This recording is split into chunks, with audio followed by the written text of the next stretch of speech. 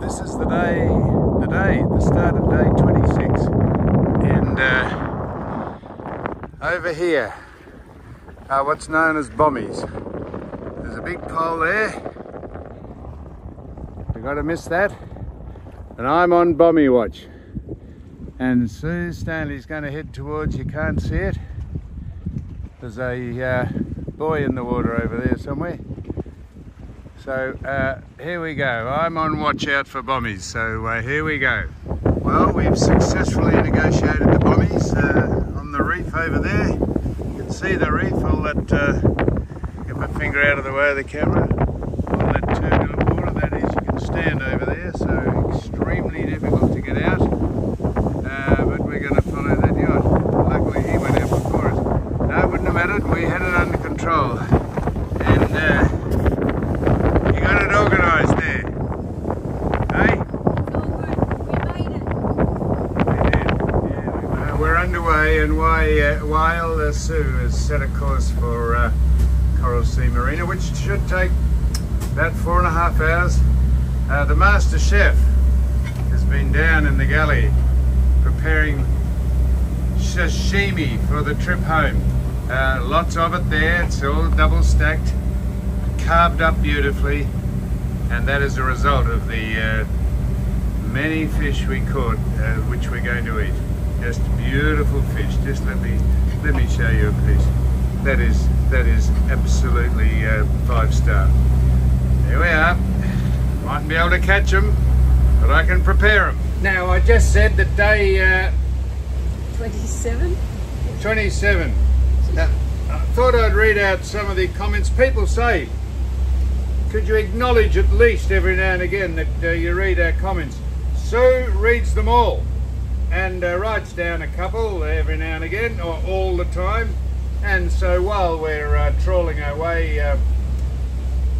to the Coral Sea Marina, we thought we'd read out, just so you know that we do read all the comments. There has been literally hundreds, there's been tens of thousands of them. But every now and again we like to read some out. So many people say I've lost my presence of mind and I'm Biden-esque and I'm slipping off the edge of the known world because I keep saying, and where are we going, Sue? And I do that so that it keeps her attention, because she tends to lose focus sitting out here on her own driving the boat while I'm down there preparing food. So I know exactly where we're going because it says on the machine down there where we're going, doesn't it? Sometimes you do. Not all the time you know where we're going.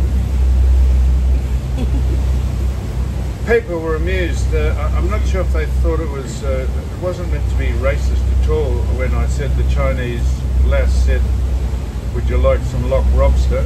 That's just an idiosyncrasy of that country's, the way they perceive words in English. And as I say, I can't speak a word of Chinese, so I give them full credit. At least I knew what she meant when she said, would you like some lock lobster? And then she said, would you like with it some wedgies? And I thought, no, I won't. I'll put a hold on the wedgies until I realised that they were obviously veggies. Oh. So please don't think we're being, I think xenophobic is the word. I'd like you to try and spell that. So that's some of the comments. Someone, I can't remember her name, I should have written down the names, someone laughed out loud, LOL, when Sue yelled out to me, you're a wanker. They thought that was extraordinarily humorous, and maybe people took offence at that, Sue. Maybe you could apologise for calling me a wanker. I'm so sorry, Sam, for calling you a wanker. I sincerely apologise. I didn't mean it. Don't overdo it. And someone said, Sue is a little beast. She does everything, a little beast. What kind of beast am I? Beastly, you are, beastly. Beastly. Someone said, I think Sally it was, we got Sally's name. Sally, why do your head look so big on this? Because I'm closer to the camera than you. Oh, right, I'm getting it on me. You're the big one. You're in the background now. No, women are following you in droves, Sue. Well, no, your women audience has increased. That's what I said. I think though that's because you're in your bathers all the time. Well, maybe we could get a surfeit of men and women looking if you showed us your.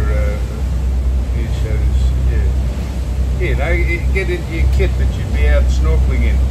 There's a whale. What's that? It is a whale. Look at that. Oh my God. Oh, that plumed. I wonder if I could. Hang on. I'm not sure. That was massive. That was massive. A massive whale. I just saw the water. Yeah, you get into your kit at some stage, and we'll have a look and see how many people write in about that. Which, incidentally, reminds me. Bloke said. I mentioned this before. Sue is not very ladylike. How about that? Does she own a dress? A nice dress, any dress. I tell you what we're going to do, mate. We're going to, as soon as we get in, I'm going to borrow the car from the marina. We're going to David Jones. I think they've got a store here in Proserpine. Or we might go down to Bunnings and get you a dress. No, we'll go down to David Jones, and she'll get a dress and some high heels and lipstick and makeup, and we'll go fishing. Yeah, if she does that, we mightn't appear out of the master cabin for a while. So yeah, we'll get her to run the boat like that. What do you mean? Oh, excuse me. What do you mean? So we had plenty of responses to that. The usual ones just generally were Sue is a smart, confident, capable, great example of an Australian, I was going to say an Australian Aussie, a great example of an Aussie. So so stick that up your coit. What is wrong with you? Not very ladylike. I didn't like my shorts either, he didn't. He didn't like the shorts. Yeah. Oh well. Anyhow, there we are. Tough luck. And there's, here, have a listen to this. Someone too old. I am someone too old. Yeah. You wait. If we get any closer, we'll turn this around and show you a whale. There it is. Look at its fin. It's breached. It breached. It's breaching. Look. Oh. That's your first whale, isn't it? It's my first whale. Are you from Wales? No, we're from Scotland. Oh, I'm sorry. Are you Wales from Scotland? I did that before. So, someone said that I'm too old to know the filthy meaning of the word airtight, because we said we'd get the Ziploc airtight bags to put the fish in. Yeah. I'm happy to put my hand up. What is filthy? Why is that a filthy word that I don't know called airtight? What does that mean? I've never heard of it, so I must be too old for that too. Sam is too old to know the filthy meaning of the word airtight. No idea. If someone can tell us why that's filthy, we'll read that out. And then someone said, oh yes, pelagic fish. What are pelagic fish as opposed to just fish? Pelagic fish, and I've looked this up, I had no idea what pelagic fish were. Fish that dwell near the surface of the water. They're not bottom dwellers, hoping you are the same. They're not bottom dwellers, so they're not reef species fish. Of marlin and tuna and what? Ocean fish, not reef fish. Well, pelagic, I don't know. Look it up yourself, mate, if you're going to ring in and write in and ask us. And then someone corrected us when we were towing Shane's runabout. They said it's not a harness that you're towing, it's a bridle. Right. Yeah, I'll stand corrected, it's a bridle. But we towed Shane's boat out to the reef and caught all those beautiful fish. Why do we fly an Australian flag that's red? It's called a red ensign. Well, the official reason why boats, maritime vessels fly a red ensign is the fact it's to differentiate between government vessels that fly the Australian national flag. They fly the blue Australian flag, and it's to differentiate in times of war or times of, I don't know, but it just said, it shows that you're not a government vessel, you are just a... Really? Yep, that's what it said. We had many people say, why do you, where is it something political or, no,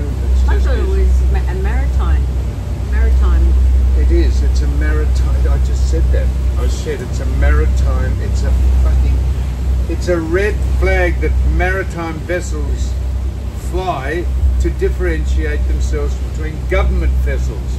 The government vessels, but did you not listen to that? No. Well, what's the point of me doing this? Go on, tell people what a gaff is. A G-A-F-F. A mistake. I did a gaff. Well, no, that is true, but that's slang. A gaff, come on, is what? Oh. Sticky tape. Gaffer tape. Gaff. I reckon someone's pretty right when they said gaffer tape. It's a gaff. It's a hook. Oh, the hook that you took off. I filed the hook off the actual gaff that I had because I wanted to retrieve some of my fenders when I was back in Port Phillip Bay. Little did I know I'd be up here trying to hook fish in. You need a spike to stick through their gullet. It's a gaff. It's a big long thing with a hook on the end of it, which brings me to how many people said I was pretty savage, hitting the fish on the head with the. Well, I can only explain this again. I felt I didn't want them to suffer any more than they have by me trying to get the hook out of their mouth to throw them back in. So I belted them on the head. Shane said, once it'd be enough. I said, no. I hit it 3 or 4 or 5 times. And did you get your eye? And I gave it to you. You smashed a living suitcase out of them and bruised all the flesh. You've got to hit them in the head. Aim for their eye. Anyhow, it doesn't sound... It is a brutal sport though. Like, I love eating fish, but catching it was brutal. It was hard to watch killing the fish. You sort of think, oh, poor you fish. just handed that job over to me, as soon as I wasn't catching any myself. Righto, now, yeah, that's about just a snapshot. If you got any questions you want answered or want to know, people said, I'm going to show you, Sue wears a patch on her arm. And hundreds of people said, what is that? It's not an Oreo, which is a biscuit, I think, and it's not a satellite dish, and it's not a heart monitor. It is a patch she wears because she has type 1 diabetes, and that monitors her blood sugar level, and it registers on her phone when there's an alteration or a discrepancy between her blood sugar level. A beep goes off on her phone and she has to inject herself, or am I going all right here? Yeah, you're doing all right. So I whinge about the infected... Yeah, 442 with Sunday Nick, yes? Yeah, sorry, that sounds very professional. Yes. That's we're on the standard channel 16, and if you want to have a private conversation with them, they nominate a channel you turn to. In this case, it was 67. If I wanted to listen to that private conversation, I could change to channel 67, but I don't want to listen to it. And not necessarily. If I was bored, I'd listen to it, see what they're talking about. And so I whinge about my ankle, which is infected, my other ankle, which I've had fused, my shoulder. I whinge about things that Sue is a warrior. She just suffers quietly, doesn't make a fuss, but it's a constant source of concern and awareness and irritation, I reckon, to have a fit, healthy woman. Have to put up with that, but there's plenty of people put up with plenty of things in life, and that's the way it is. So I'll change her pad when it's time to change the sensor. I'll show you how you do it, because she said it'll frighten you, because when you stick it on, it goes like, which means that it's stuck on and it's pierced your skin. There's little spikes in it that are probes into your body. Thank you, doctor. Right, well that's it. So if we see the whale, we'll give you a shot at it, and as we head towards the tanker there, how far is that away? It's not that far. What's that boat there? What's that there? We're buttoning off. We're just buttoning off. Say something. After 12, 13 minutes, I haven't even been able to have anything. Get it up there. Where are you going? Buttoning off.